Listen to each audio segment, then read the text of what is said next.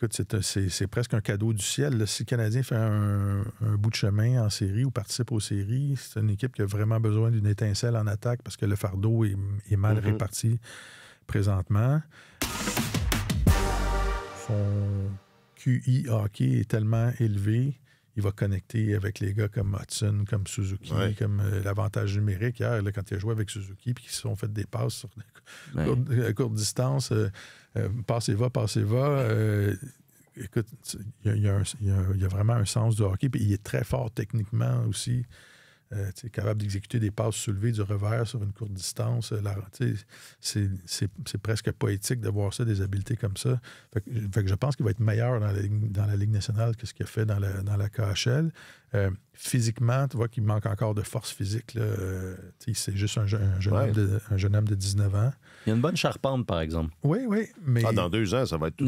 C'est un vrai 6 pieds 1, parce que des fois, on gonfle les feuilles de notes, là, mais c'est un vrai 6 pieds 1. Il est quand même costaud. Juste tu vois qu'il y a de la place. Oui, c'est ça. Il va habiter encore mieux son corps éventuellement. Fait que... Écoute, c'est presque un cadeau du ciel. Là. Si le Canadien fait un bout de chemin en série ou participe aux séries, c'est une équipe qui a vraiment besoin d'une étincelle en attaque parce que le fardeau est mal réparti présentement. J'ai trouvé amusant dans sa période d'échauffement, il a tiré la rondelle en pleine face de Samuel Montembeault à un moment donné. Ce à ne pas faire quand tu joues au hockey, de friser les oreilles de ton gardien durant la période d'échauffement. Il est allé s'excuser. Peut-être qu'il était un peu nerveux, gonflé à l'adrénaline. Carey Price lui aurait fait savoir. C'est ça. Et Carey n'aimait pas ça. C'est ça. Mais il n'est pas parfait. Souvenez-vous, quand Caulfield est arrivé, défensivement, c'était loin d'être une merveille. Il est devenu un joueur complet dans la dernière année et demie, peut-être, Caulfield.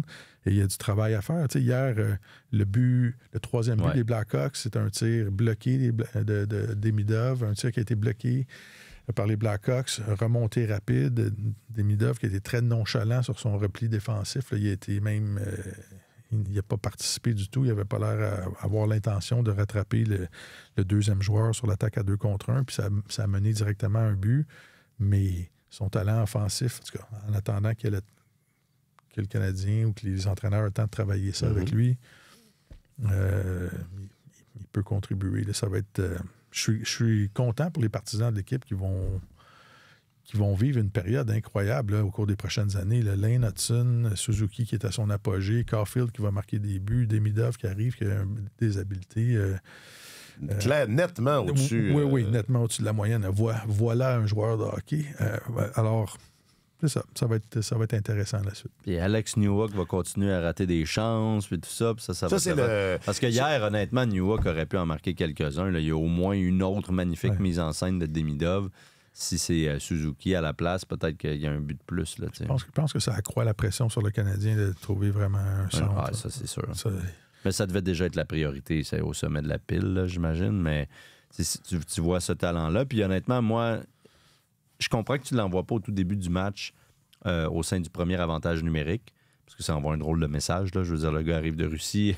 Il est au 81e match. Il ne s'est pas battu pendant toute l'année. Il n'est pas allé à la guerre, là, pour reprendre une expression que j'aime pas beaucoup, qui est un peu cliché, mais il s'est pas battu toute l'année avec ces gars-là pour en arriver là puis se donner une chance de se qualifier. Alors, c'est sûr que ça serait mal perçu, je pense, même si tu le remplaces, tu remplaces Laine par Demidov. Mais au fur et à mesure du match, ça aurait peut-être pas été fou de l'envoyer... je pense pendant la rencontre, quand tu vois que ça marche pas puis que tu as besoin d'un but puis que le kid a déjà un but, une passe puis génère constamment à l'attaque des choses, ben là, ça aurait été beaucoup mieux accepté.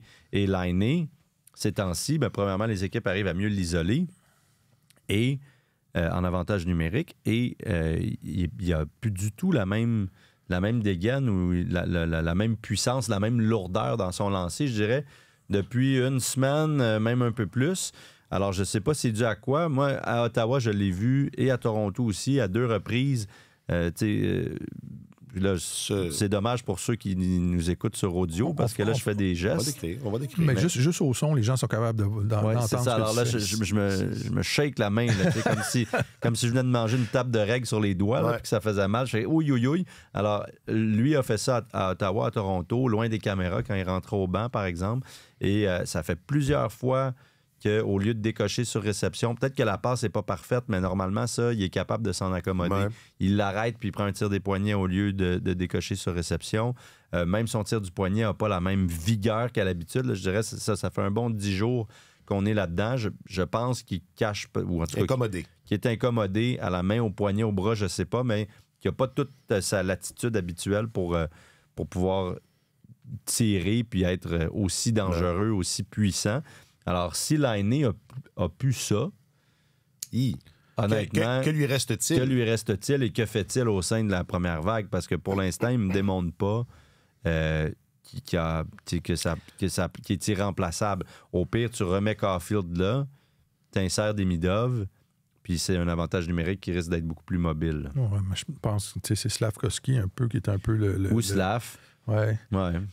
Ou Slav. Moi, c'est ce qui me déçoit le plus de l'avantage numérique. Tu sais, Laine a marqué beaucoup de buts, mais quand ils l'ont inséré, je me disais, ça va tellement libérer d'espace pour Caulfield. Tu sais, ça donne une double menace sur le flanc gauche. Puis les équipes, à un moment donné, vont être obligées, parce que tu sais, les équipes jouent une formation losange, une formation parapluie. Fait que je me disais, les équipes adverses vont être obligées de choisir un poison. Et ça va laisser la place à l'autre. Puis on dirait que l'avantage numérique est devenu très dépendant de Laine. Fait que je ne sais pas si c'est parce que Hudson trouve plus facilement Laine ou que Caulfield se démarque moins, je ne sais pas, mais en plaçant Demidov de l'autre côté, là, écoute, tu forces la défense adverse à s'ouvrir, parce qu'il n'y a pas grand monde qui surveille Slavkovski. Là, tu regardes les moyennes de points par 60 minutes de jeu, un avantage numérique. L'aîné en a 7,56. Hudson, 6,85. Suzuki est presque à 6, c'est 5,92. Caulfield est à 4,07. Puis Slavkovski est 12e dans l'équipe, malgré tout le temps qu'il a en avantage numérique. Là. Il est 12e dans l'équipe à 2,48. Écoute, je pense pas qu'il y a... Je pense pas que le niveau d'habileté pour être sur une première vague. À ce moment-ci, disons ça. Dans une équipe, dans une équipe qui a des Demidov. C'est ça. Ça m'amène... parce qu'hier, je me faisais cette réflexion-là. On a vu l'aîné y aller d'une belle feinte à un moment donné. Puis je regardais jouer Slavkovski. Je sais pas si vous avez vu... à un moment donné, Slavkovski a comme tapoté la tête de Demidov. Mm-hmm. Puis je me demandais un peu... c'est comme si quelqu'un débarquait ici, là, puis qu'il gagnait 2 Jules Fournier, puis il était capable de finir ses phrases quand il anime, puis qui, je sais pas, sortait 3 scoops par semaine. Je sais pas comment... Tu sais, l'aîné, je sais pas, ces gars-là qui sont habitués à être c'est sûr. Les gros chiens... Les chiens du dessus. Et qui, chacun à leur tour, ont été accueillis comme des héros à Montréal. Tu sais, Caulfield, quand il est arrivé, souvenez-vous, c'était la folie. Là. C'était la pure folie. Puis l'aîné, quand il a joué, ovation. Puis Hudson, mais à chaque fois qu'il touche à la rondelle. C'est ça.